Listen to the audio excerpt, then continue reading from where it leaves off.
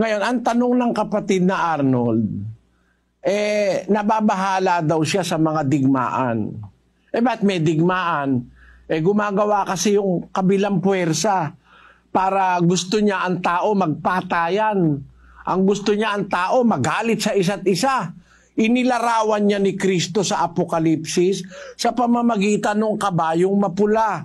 Basahin natin ang 6:4 ng Apokalipsis.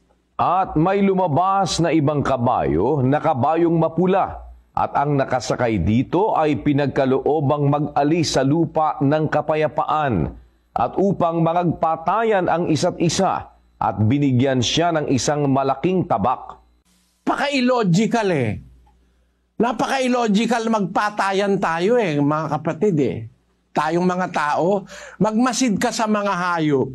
Merong hayop na bubuhay sa isang colony, yung ba laging nakatingala, may nagbabantay? Pakita natin. Pagka yung iba na naglalaro, pagka yung iba naghanap ng pagkain, merong silang nakabantay na ipinagmamalasakit nila yung kanilang grupo.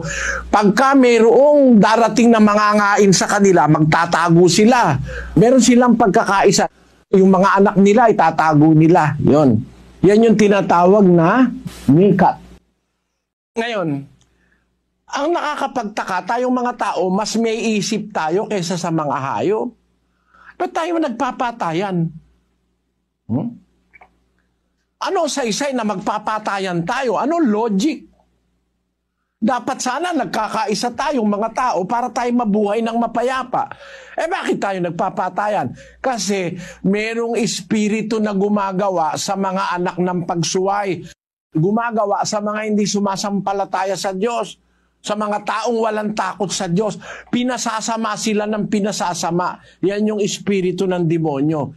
Yan ang pruwebang may demonyo Ngayon, kung hindi mo alam na paghiwalayin yan, maliligaw ka, magtatanong ka, ba't ka ganun, ba't ganun, ba't ganun? Kasi hindi mo naintindihan Pero kung iintindihin mo, ang mangyayari, malalaman mo, kaya pala itong mga ito, nagpapatayan sila-sila. May nagtatrabaho palang demonyo sa mga ito.